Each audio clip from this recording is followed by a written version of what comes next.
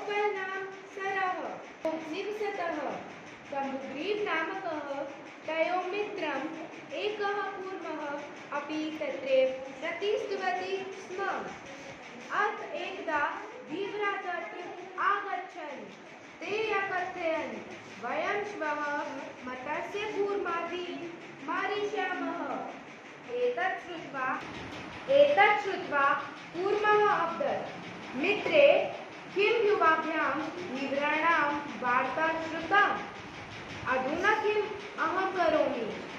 हंसो अवदताम् प्रातः यद् उचितं त्यक्तव्यम्।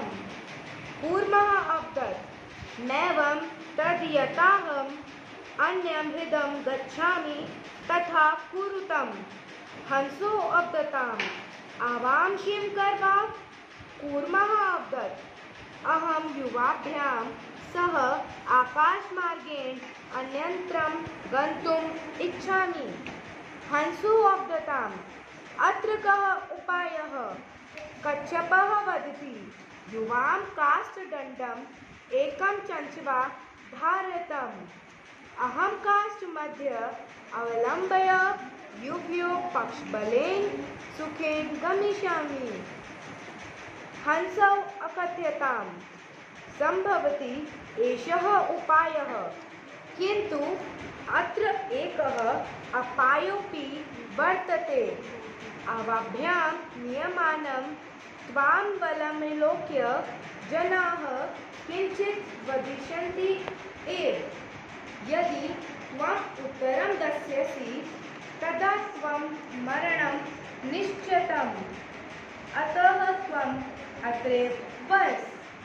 तत् श्रुत्वा क्रुद्धः कूर्मः अवदत् किम् अहं मूर्खम्? उत्तरं न दास्यामि, किञ्चिदपि न वदिष्यामि।